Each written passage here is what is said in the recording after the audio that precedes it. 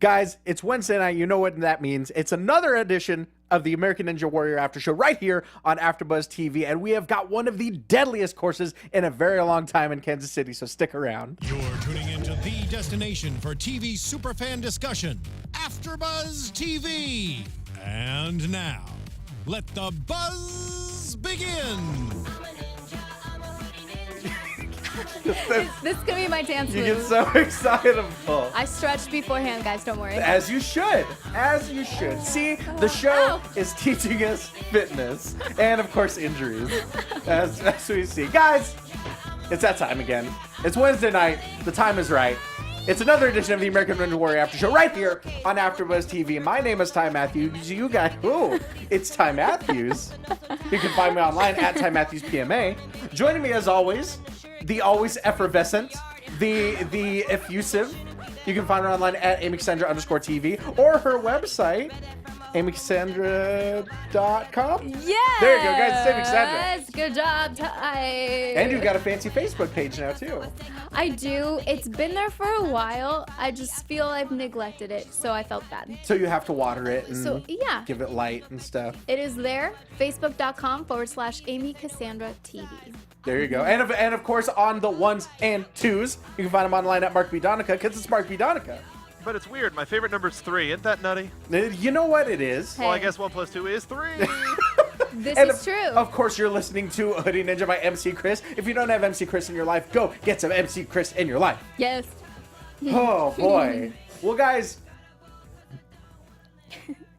did we get... Oh, I thought we almost got the whole song. I was like, that's a longer intro than I No, thought. I just faded out real slow and professional. What That's how we like a it. pro Mark Donica. Guys, we have got a deadly course to talk about coming to you from Kansas City. But first a little bit of housekeeping, Yes.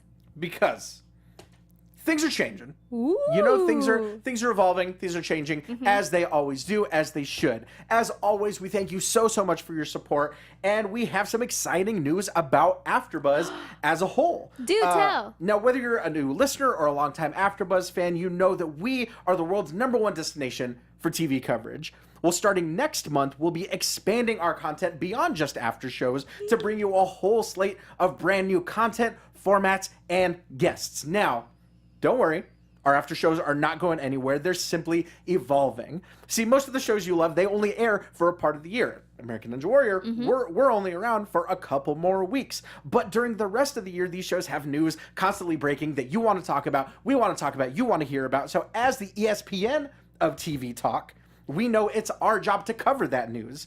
Now, we're going to have in-depth coverage for comedy, for dramas, for animated shows, truly anything you can imagine. Absolutely nothing is off limits. Nothing's off limits. Nothing at all. And given our no limits approach to TV coverage, we realize sometimes it can be hard to find the shows you love. So, we listened.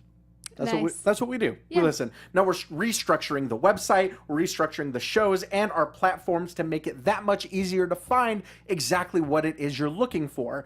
Our YouTube channel will be divided into 9 sections by genre. We've got dramas, comedies, reality competition, wrestling and sports, animation, sci-fi, fantasy, and superheroes, red carpets, and lastly, our own featured and original content. We're very, very excited about that growing. Now, there's so much to be excited about, but it's not going to happen all overnight. As we develop, we'll be experimenting to cater to your TV desires, which means your participation and your feedback will be essential to deliver these custom shows. Now, to keep up to date with everything, be sure to sign up for our monthly newsletter launching this September and check out our show, AfterBuzz Weekly, with Megan Stetcher. It's exciting. I'm so pumped for this. A lot happening. Yeah. You guys are going to love it. So keep your eye on this channel. If you're on YouTube, check us out. We're all over. Just search AfterBuzzTV.com, YouTube.com/AfterBuzzTV, AfterBuzzTV.com. Our brand new website is coming. If you're on iTunes, as always, download, comment, review, subscribe, rate. 5 stars if you're nasty. And yeah, let's get into Kansas City. How about this course, though? What a shocker. Oh boy. There was lots of screaming going on. Whole lot. As always. Whole lot of shouting. Yeah, mostly from me. Not so much from my cat. A lot of not from Spielberg. No. You remembered his name. Of course, I'm Spielberg. Yeah, so Lots of gasps from me Yeah. in this episode for sure. I still can't believe that happened. If I hadn't taken notes, I would not believe. Right. Well, what Amy's talking about, you guys, is that the Kansas City finals that happened this week is only the second time in American Ninja Warrior history that we have had 0 finishers. Zilch. Not a one. Zip. Not a single finger was laid upon that buzzer, which has only happened once. That happened in Philly last year for the first time. Oh boy. Some people got close, but most people didn't. Let's be real. You nailed it on that. And that's our show, everybody. And Make that's sure to tune in That's next it. We'll week. see you next week You're in Denver.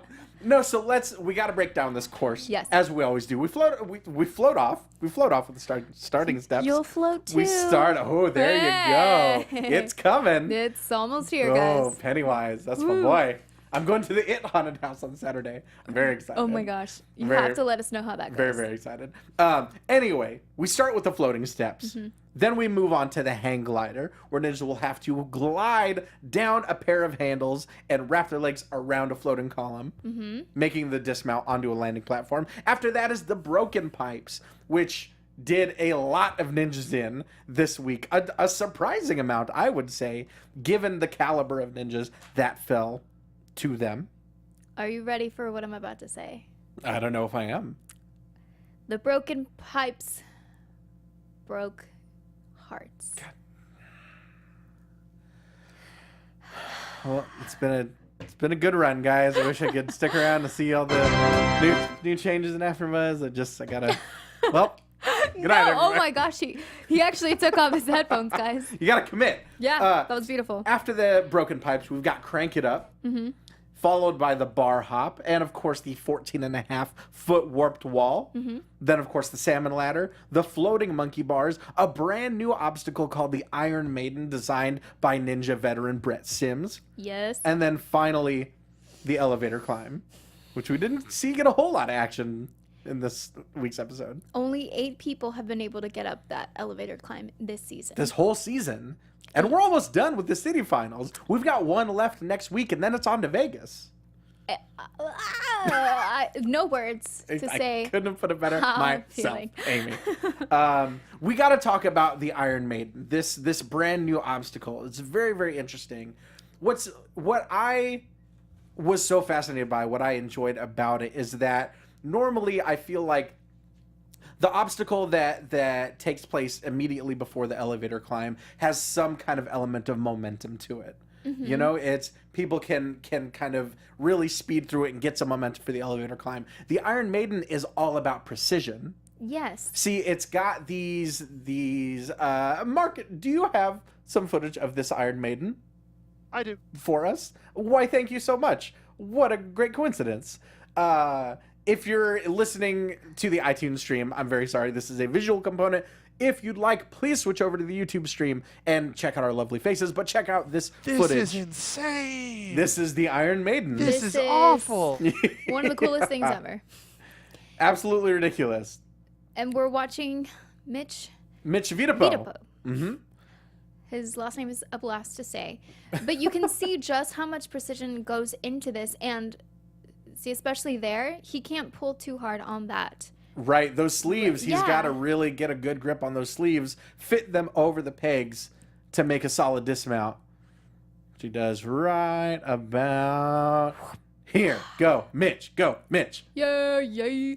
Now, what's interesting, though, is that, yes, there's not that much momentum, but he's having to use a lot of his upper body. Right, absolutely. So, especially going into that elevator climb, at that point, we already talked about this. All of the ninjas' arms are almost dead. Right.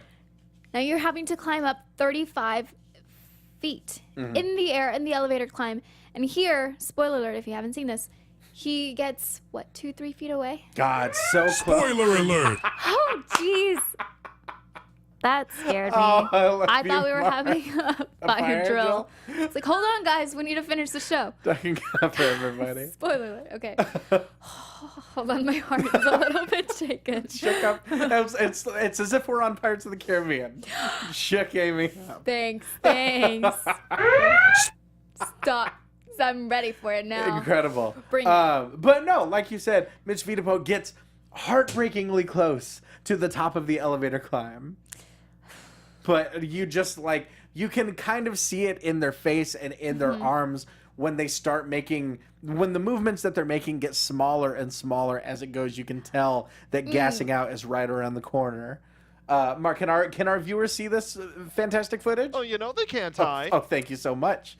And he's swinging his body, and I love it when ninjas do this, because at this point their arms are dead, so they're having to use every single part of their body to get that momentum to go up. But sometimes it scares me because I think it's a little too much momentum, so it makes it harder on the arms. Oh, I see. So maybe a little bit more impact on the rotator cuffs, on the shoulders. Yeah. Right. See, and it looks like he's about to go. So close. He's Go. so close. Oh. Man. And I almost wrote it down in my notes. He was the first That one. he made it? Yeah. But no. It's a heartbreaking moment for the Science Ninja, but of course he makes it on to Vegas, making it that far in the course. He was the first one to conquer the floating monkey bars and the first one to get through the Iron Maiden. Right, absolutely. And he was 17th to be shown out of the 29 people that we were able to see compete. Okay. So that's more than halfway. Right. Which is scary to wait that long to see someone get that far. Right, absolutely. Now, we've got to talk about the broken pipes. Like, Broken dreams, I broken don't- hearts, broken pipes. stop it forever. No, we should I'm have come not. in with Drew McIntyre's theme, Mark. His old one. Let me just whip that up right now. Just for you It's guys. too late. It's too late. It's too Or- late to or- apologize. AfterBuzz TV exclusive. That is a first for me too. Oh, don't worry, I got more. Oh, there's plenty. There's so many. Wow, this is exciting. You never know what to The expect. broken pipes, now we don't have an official statistic on hand, but I don't know if there's ever been such a difficult obstacle so early on in the course in a city finals course. Now, what's interesting to me is that most people in the qualifying round were able to get through the broken pipes. Right, exactly. They had to get this far. So along the way, they got terrified of the broken pipes, and that's I had to add the S pipes. There's two of them, and that affected people throughout Now the see, episode. I think it's the opposite. I think people were underestimating the pipes. They got overconfident, and that's what sent them to their watery doom. Yes. Okay. I agree with you too.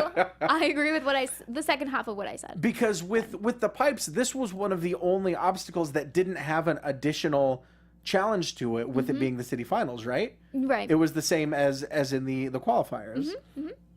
And yeah, I think we saw so many people just get too riled up. They try to go too fast, and that worked for some people. We saw some people completely leap over that second pipe, but it really did people in record time. Yeah. So let's talk. With that being said, How many? I don't know exactly how many. Too many, but okay. I don't know exactly how many. But let's talk about our Chicago contingent. We've got the Towers of Power. We've got Dan Paluzzi, Brandon Mears. We've got Tyler Yamauchi. We've got Ethan Swanson. Yes. And what is it? Is it 3 out of those 4? Ethan, Dan. Ethan Swanson was out on the broken pipes. Dan Paluzzi was out on the broken pipes. Brandon Mears was out on the broken pipes. It was only Tyler Yamauchi that made it all the way to the Iron Maiden and secured his spot in Vegas. But oh my gosh, his dismount looked so. He didn't hit the platform. The platform. So he somehow flipped, and that looked really painful. Some of the ways the ninjas land. And we'll talk about land, that. We'll talk about that when we talk about the moose. But please continue. It's awful to see because you almost worry that are they okay? Right. But luckily okay. those landing platforms are very well padded. This is because true. we see some people hit them at some very, very violent angles when they're trying to leap past the second pipe, or they're trying to attempt a huge lache. Oh, the Who was second it? pipe. Oh. Who was it? We had someone completely lose a bar on the bar hop. Who the hell was it? Oh. It wasn't the. Oh, the yes, yes.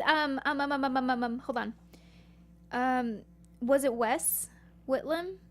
It might have been. Because he for sure Yeah. So he lost it. Or the bar hop slid. Or no, not him. Not the Kilt Ninja. No. Not the Kilt Ninja. It's Brock. Oh boy, I do not remember how to pronounce his last name. Wait, Brock Bibois, I think it might have been. What? Yes, Brock Okay. Bibois. So Yes. on the floating monkey bars, or no, on I think it was on the bar hop actually, he managed to completely lose Yeah. that second bar. So he had to attempt to make a 15-foot lache and damn near made it. He got surprisingly close. Almost made it.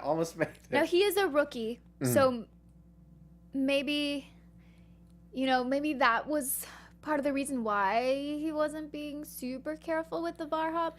Because with those, I mean, if you slide too hard, if you jump too hard onto that bar and you don't use the switch grip, you're likely to lose it. Lose it. Sorry, guys. Lose it. Yeah, exactly. It's that switch grip, like Matt and Akbar were talking about, that keeps the bar from spinning when you land in that cradle.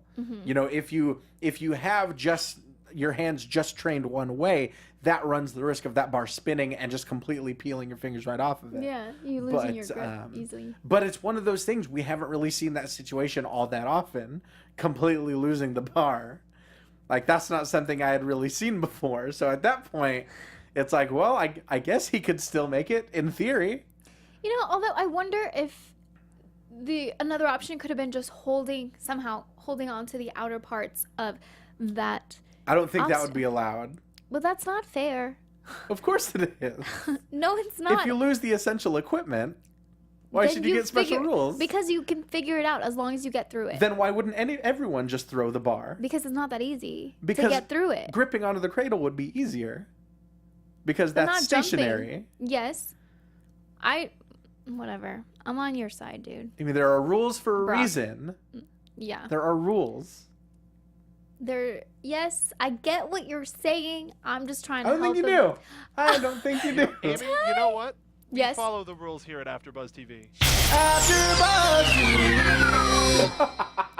What is this? The auto-tune rules, to be specific. Guys, Now, I don't know what's going on here. I talked about how there were several moments that made me gasp in shock during this episode. I think Brandon Mears' run near the end of the episode might have been one of my more heartbreaking moments of the season. Because we find out the Towers of Power have both made it to Vegas, but never in the same year. So it was looking so close that this year might have been it. But Dan Polizzi, he's out on the broken pipes in 41 seconds. So we know that they're both not going to make it to Vegas this year, but there's still hope for Brandon Mears. But he too is out on the broken pipes. And it was so much more heartbreaking because it looked like he had made it. He was almost all the way onto that landing platform, but he was too much on the vertical side of it. Fell right back into the water. See, and the thing is, when people fall into the water, obviously they're disappointed. Right. They come out of the water and they say, oh, I was going too fast, or I lost my grip, whatever.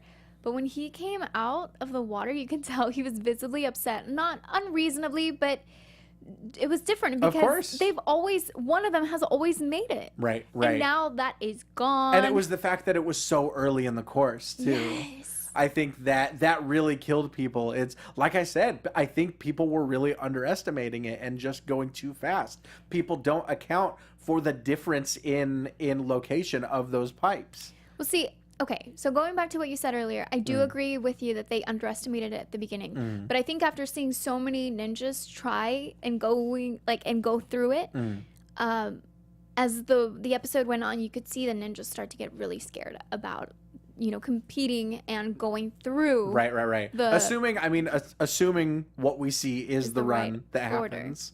Yeah. But yeah, I think you're right for sure. I think and that probably also starts to get into people's heads. But it's the people that took it slow and steady. It seemed like had the best luck.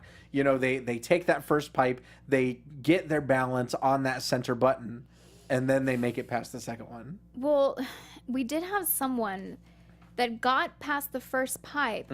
I mean, it hurt though because it was the moose. Do we want to talk about him? Morgan Wright, absolutely, of course we do. So he went through the first one, but going into the little middle button, bam, completely crotched on the first pipe. That hard. That was the first run of the night that we saw, and it started off with a banger for sure. A banger indeed. So that was painful to watch. Right. And then after it happens again. After the Iron Maiden. Well, no, it happened. It happened on the second pipe as well. He crotched himself on both pipes. Well, wait, and even before that, I wrote he was flirting with disaster with the floating steps. Those didn't look that easy to get through for him. And then later, after the two crotch painful moments for him. Nailed it. Thank you. After the Iron Maiden, he hurt his ankle a little bit. Yeah, oh my gosh, that really worried me because he was making good pace. It looked like he was really, getting into the groove of getting past these obstacles, and then right on his landing on the bar hop, it looked like he tweaked his ankle. I wasn't sure if he was going to be able to continue. We saw a couple episodes ago, might have been San Antonio, someone cramped up so bad that they had to be carried off on the floating steps. Yeah. So it's not unprecedented. But he still managed to make it up the warped wall, even on a bum ankle. That just makes you think, wow.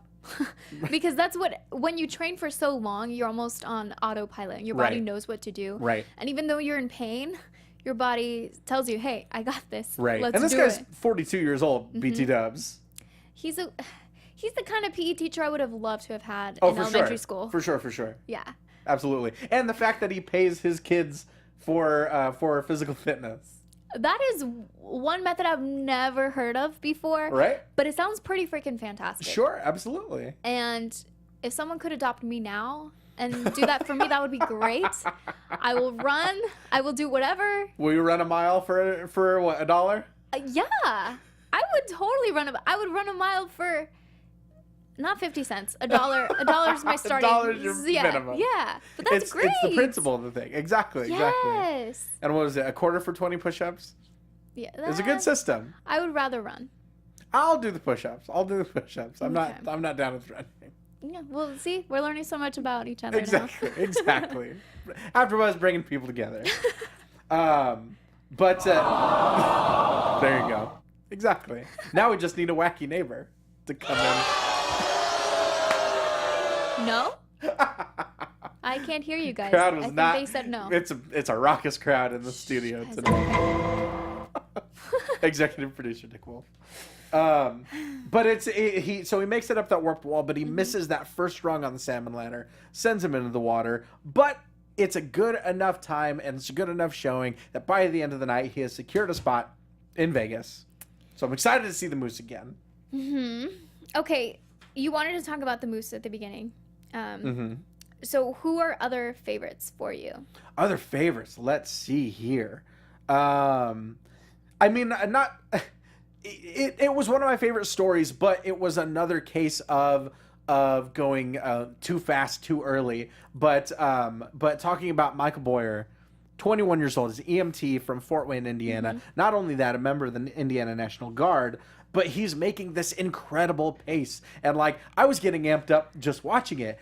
He flies past the floating steps, swings on that rope, but, down the hang glider, and he's not even taking a breath in between obstacles. And even Akbar is like, maybe slow down a little bit. Speed kills. Yep, it's those broken pipes, and he is out in less than 20 seconds. Oh, it's heart-wrenching to watch. Ninjas, future ninjas, if you're watching, please slow down. Take your time. It is okay, but don't be too slow. And exactly. Speaking of that speed, let's talk about the two Sarahs. Let's talk about Sarah Heason and Sarah Schoback. Oh, okay. Sarah Heason. Sarah Squared from Minnesota. Yes. Two of my favorite ninjas. Sarah Beeston Heeson. But it's such a tricky predicament to be put in when you basically have to compete head on with your friend. Yes. Because Sarah Heeson was right on that bubble when Sarah Schoback went up to compete. And so Sarah Schoback needed to get past those broken pipes in 1 minute and 10 seconds in order to be the second female ninja to make it to Las Vegas behind Maggie Thorne. And it looked like she absolutely could have done it, but it was the column after the hang glider. She had to take, I think, 3 or 4 swings to make it onto the landing platform. And if you see, she makes it past those pipes, but is just too slow by 0.3 of a second. I love it when, I don't love it, but I do love it when they're really close and Sure. they have to show you again. And it just shows When I gotta go to the tape. Yes. Right. It shows you just how freaking close things can get sometimes. So don't go too fast. Don't go too slow. Don't fall. Just keep going. It's that easy. It's not that bad, right? Just do good. Be better, is what Amy's saying. Be better. But it's not only, it wasn't only the swings on that column, but it looked like she took just a little too much time on that center button in between the broken pipes as well. See, and that's what worries me when people do that during the broken pipes, because I get it. You don't want to fall. Right. Makes sense. But sometimes I feel like they lose the momentum that they have. Absolutely. Going. Right, exactly. So sometimes it works. It's kind of the same thing with, other obstacles, where sometimes some things work for other ninjas because they're taller, stronger, whatever, and other things just don't. But I don't know what you have to have in order to be successful, standing in the middle button for so long and then still go. Right. We saw it, and I think, yeah, this is true. Everyone that stopped in the middle was able to make it through, right? Interesting. Is that right? I hadn't noticed that, but that could be right. That could be correct. I feel that is true. So maybe that's something to keep in mind. Even though it's scary, you take a risk just trying to get into the middle button, because right, absolutely, that's not guaranteed. Well, there's risks all over the place. Another thing that was so hard to watch was Devin Harrelson, one of my favorite ninjas from the qualifier, Dougie Fresh, tattoo artist, but out on the floating steps. And you could tell, you talked about Brandon Mears being upset when he came out of the water. It looked like the same case with Devin Harrelson. That's probably the worst feeling, because you've made it all the way to the city finals and you think, okay, Vegas, here I come. But it's only the first obstacle. And you've got to think they've gone through it in their heads so much, like, okay, this is what I'm going to do on this obstacle. This is how I'm going to tackle this one, But to go out on the floating steps, it's understandable for sure, but it's got to be so rough. See, another shocker for the night was Jelani.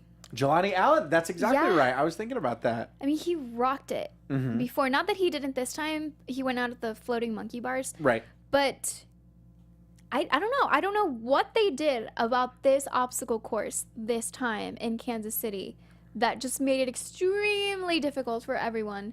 You said he was out on the monkey bars, right? Yes. That one also seemed very difficult because if you miss that cradle even once, it's so much of a strain on the arm that's keeping you up that it's almost past the point of no return.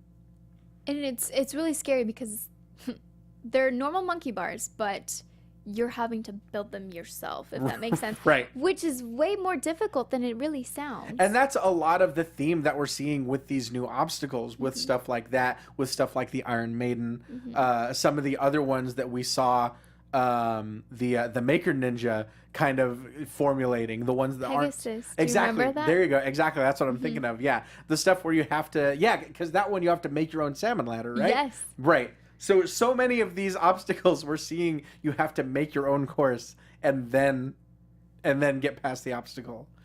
So I don't know. Who knows? We might see more of those in the future. Okay. And well, speaking of making your own obstacle, Maggie Thorne made her name well known I tried, guys. I tried. So this is her first time. This is her first time in the finals.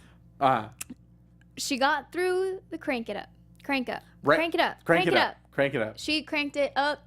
She was the first woman to get through it. And you could tell she was super pumped, as was I. Of course. So that also in turn made her the first woman to attempt the bar hop. Yes. She did fall halfway through the bar hop. I really thought she was going to get through it all, She was getting far, absolutely, yeah. And I think it's just commendable that she got that far. Yes, halfway. But she was able to really persevere. And I love... Maggie's friends with so many people. So you had four different people that's right. watching. Exactly. We had Lance Pekus, we had Michelle Warnke, we had Kevin Bull, and Jessie Graff, her former roommate and former track teammate. From the phone and in person. Right. 2 and 2.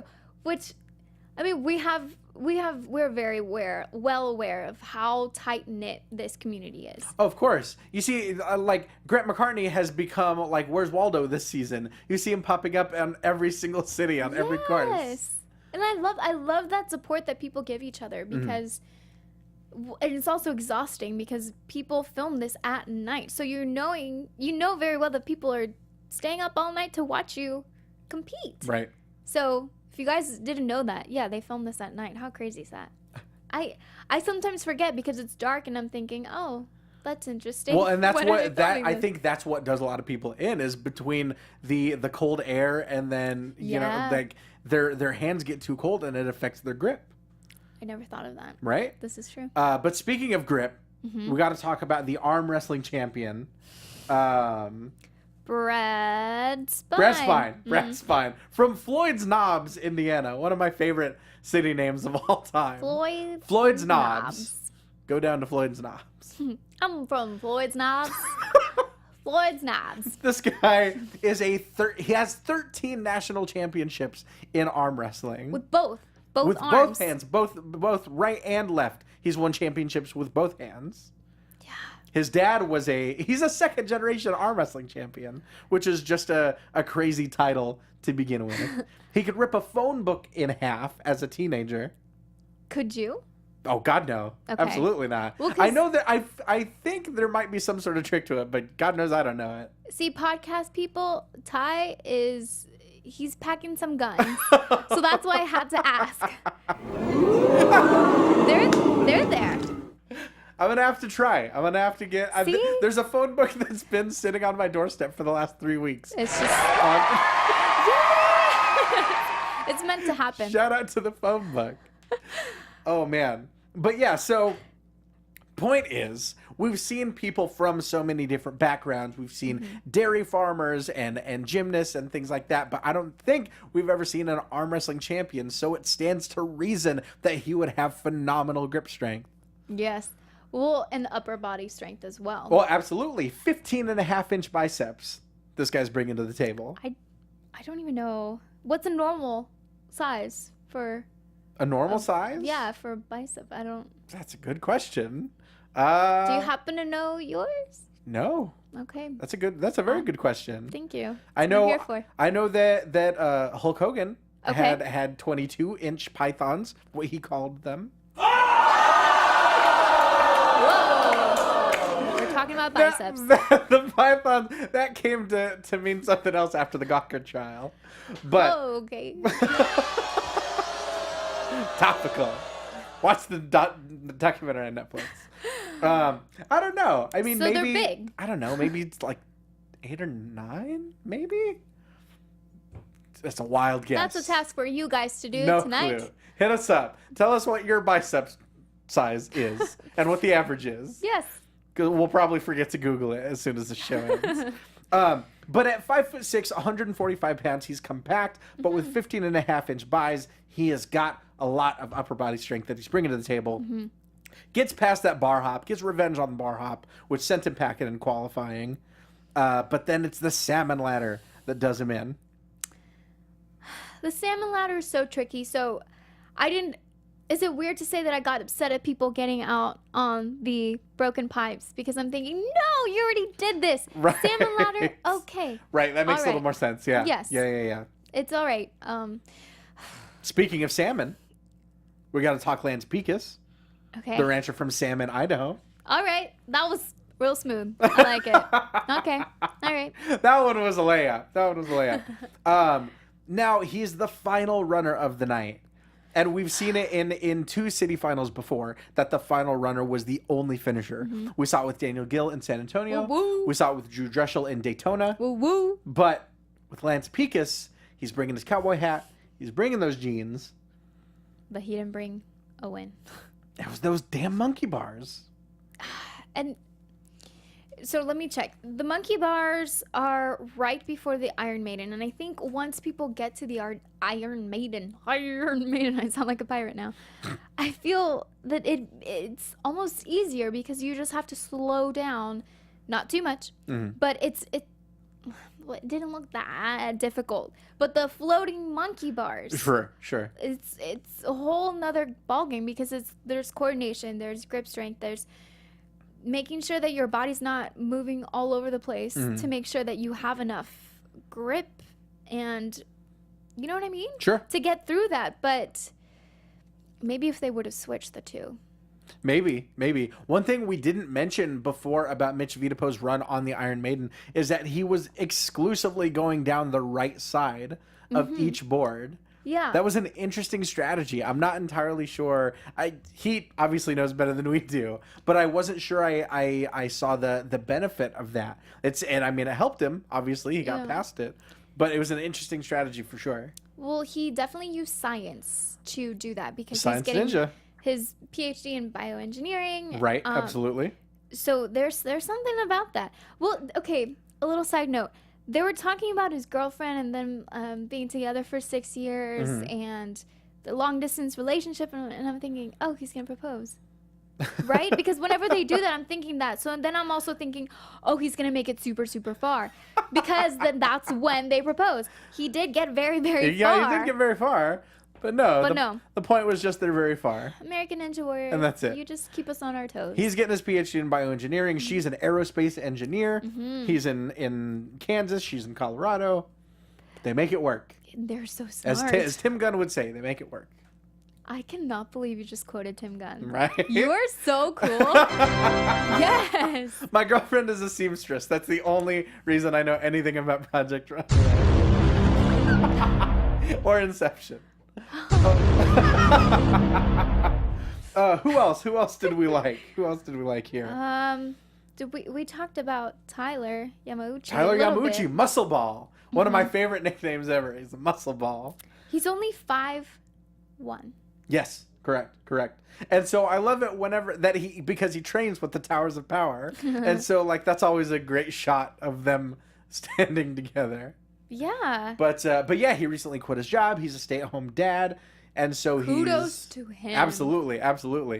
And his wife works nights at that. Yeah. How does he even manage to train? I have no idea. Right? I have no idea. But the stuff that he was doing just in that video, hanging upside down from those rings, NBD. unreal. NBD. You know, just hanging out. it is what it is. Hanging out. Hanging out. But yeah, so Tyler Yamauchi, he made it to the Iron Maiden, the Towers of Power, unfortunately, out on the pipes, as was Ethan Swanson, which, like, for him especially, they touched on it a little bit. He's so well known for his balance and for his footwork. Well, he's the YouTube daredevil. Oh, God, those videos make me queasy just watching them. He's not Matt Murdock. He's Guys, Ethan Swanson. you can check out Amy on the Defenders after show. We had a blast. Those are all up. Make sure you watch those. Also, all the footage from San Diego Comic-Con. Lots of really good interviews. There Thank you go. So, What a seamless segue. Well, see, and the other thing about Ethan Swanson is that he did so well at the qualifiers. He was in the top 5. Right. So he was 7th. Well, he was the 7th to be shown. And that was the first shocker of the night. And that's, I think, when we knew that something was going on. Something's up. Maybe the broken pipes were oiled with a little something. I'm just saying, maybe, because I believe got a conspiracy theorist on the panel. I believe these ninjas are freaking rock stars, whether they get through the broken pipes or not. But there's something fishy about the broken pipes. Something rotten in the state of Denmark, if you will. Yes. A tale of two cities? No. I think it was Hamlet. Hamlet. Maybe. Okay. A little God, literature yes, for you it was guys. Hamlet, you cultureless heathens. I am Thank you, Mark. sorry. We're nothing but a couple of plebes. But I'm also a flippin' theater major, so I don't blame you. I got a theater minor. I didn't know that. Me neither. See? Mark. Well, now you know my useless set of information and skills. You never know what you're going to learn here at AfterBuzz. You know, He's a geek. that's one of my favorite drops. Oh man, so we've got our 17 people making it to Vegas. We've got Mitch Vitapo, we've got Tyler Yamuchi, Hunter Gerard, Eric Middleton, Dave Kavanaugh, Lance Pekus, Jeremiah Morgan, Jelani Allen, Alex Carson, Kyle Mendoza, Spencer Johnson, Brad Spine, Ben Baker, Morgan Moose Wright, and Donovan Matoyer. And for the women, we've got Maggie Thorne and Sarah Heason. Moving on to the Vegas finals. Next week, we've got our very last city finals. Denver. This season is flying by.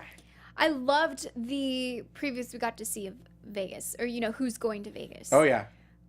And just to see everything that everyone's been through this season, we can never underestimate anyone or overestimate anyone. Or overestimate or underestimate an obstacle or do anything except just get through it. You should just estimate people. Just smack in the middle. That reminds me of a quote. I'm just gonna throw it out there.